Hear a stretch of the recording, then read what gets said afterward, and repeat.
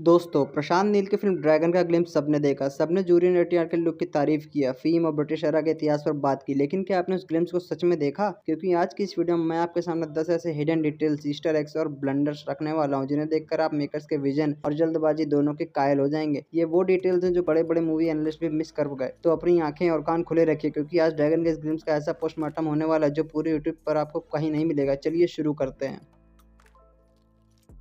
शुरुआत करते हैं सबसे पहले शॉट से। यहाँ भारत का नक्शा दिखाया गया, जो कि साल 1608 या 1700 के आसपास का होना चाहिए, क्योंकि हम समंदर में ब्रिटिश जहाज़ों को भारत की तरफ आते देख सकते हैं। लेकिन अगर आप स्क्रीन के ऊपर राइट कॉर्नर में ध्यान से देखें तो वहाँ 1950 लिखा है। अब 1600 की सदी में 1950 का क्या काम? हो सकता है मेकर्स ने जल्दीबाजी में एक गलती कर दी हो और ये शॉट फिल्म में ना हो। लेकिन हम जानते हैं कि प्रशांत नील को अपनी फिल्मों में इतिहास को जोड़ने का शौक है, जैसा कि केजीएफ और सालार में देखा गया है। तो क्या ये वाकई कोई गलती है या इसके पीछे भी कोई गहरा नील विजन छिपा है? यह देखना मजेदार होगा।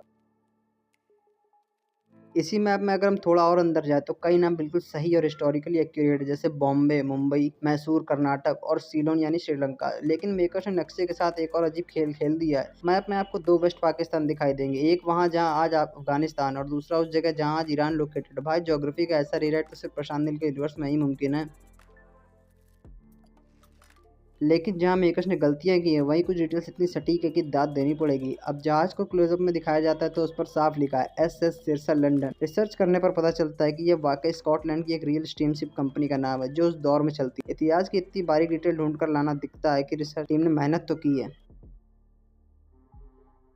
अब बात करते हैं कड़वे सच की। इस पूरे ग्लिम्स में कई शॉट्स एआई जनरेटेड है और इसका पक्का सबूत भी हमारे पास है। मैप में ज़्यादातर देशों के नाम और कैरेक्टर बिल्कुल सही है, लेकिन जब बात नेपाल और भूटान की आती है तो काठमांडू और भूटान होने चाहिए, वो धुंधले और अजीब से दिख रहे हैं, जो एआई इमेजेस की पहचान है। खैर, ये कोई नेगेटिव पॉइंट नहीं है, क्योंकि ये सिर्फ ग्लिम्स के लिए बनाया गया शॉट्स है, तो इतना चलता है।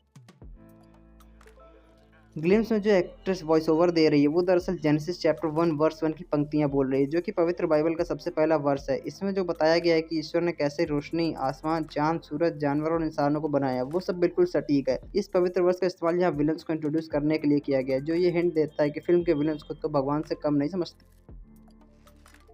यह कोई बहुत गहरा हिडन डिटेल तो नहीं है, लेकिन जो बात नोटिस में आई वो बताना ज़रूरी है। ग्लिम्स के बीच में जो लाल रंग का टेक्स्ट यूज़ किया गया है, वो दिखने में बिल्कुल शाहरुख खान की आने वाली फिल्म किंग के टीजर फॉन्ट जैसा वाइब देता है। विजुअली ये काफ़ी इम्पैक्टफुल और डेंजरस लगता है, मगर ये कॉपी भी हो सकता है।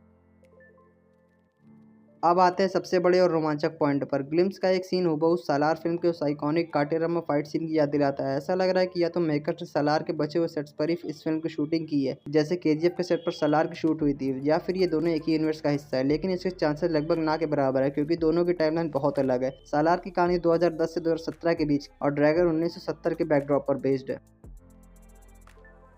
प्रशांत नील की फिल्म और खून खराबा ना हो, ऐसा तो हो ही नहीं सकता। इस एक शॉट को देखिए जहां लाशें लटकी हुई हैं। अगर आप यहां बिल्कुल कोने में ध्यान से देखेंगे तो आपको एक आदमी दिखेगा, जो दूसरे आदमी को कटा हुआ सिर हाथ में पकड़ा है। भाई साहब, इस एक फ्रेम से साफ है कि फिल्म में ब्रूटैलिटी और वायलेंस किस नेक्स्ट लेवल पर होने वाला है।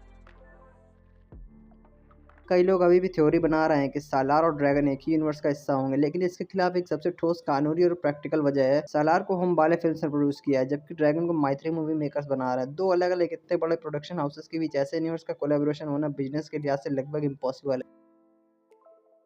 और आखिरी सबसे बड़ा ब्लंडर, करेंसी। ग्लिम्स के एक शॉट में नोटों की गड्डियां दिखाई गई हैं, जो कि यूएस डॉलर्स है। लेकिन भाई, कहानी के मुताबिक तो यहाँ ब्रिटिशर्स के सिंडिकेट की बात हो रही है, जिनकी करेंसी पाउंड्स होती है। तो 1970 के उस दौर में ब्रिटिशर्स के इस अवैध धंधे में अमेरिकी डॉलर का इस तरह दिखना लॉजिकली पूरी तरह गलत बैठता है। तो दोस्तों, ये थे वो 10 शॉकिंग और मजेदार पॉइंट जो ड्रैगन के इस ग्लिम्स को और भी दिलचस्प बनाते हैं। मेकर्स ने विजुअली तो इम्प्रेस कर दिया, लेकिन डॉलर्स और मैप जैसी गलतियों को अगर वो फिल्म में सुधार ले तो बेहतर होगा। आखिर सिनेमा में जब तक बारीकियों पर ध्यान ना दिया जाए तब तक वो रूहानी जुड़ाव नहीं बनता, जैसा कि मैंने अपने रामायण वर्सेस कृष्ण अवतारम वाली लॉन्ग वीडियो में डिटेल में समझाया है। अगर अब तक नहीं देखा तो लिंक नीचे पिन कमेंट में अभी जाकर चेक करो। अब आपकी बारी। क्या आपको लगता है कि 1950 लिखना और दो वेस्ट पाकिस्तान दिखाना सिर्फ एक गलती थी, या इसके पीछे प्रशांत नील का कोई मास्टर प्लान है?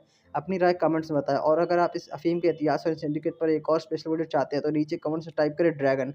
साथ ही हमारी मूवी और टॉप से सीरीज के लिए which movie should I fix next, अगली कौन सी फिल्म को पोस्टमार्टम करना है, कमेंट्स में लिखना मत भूलना।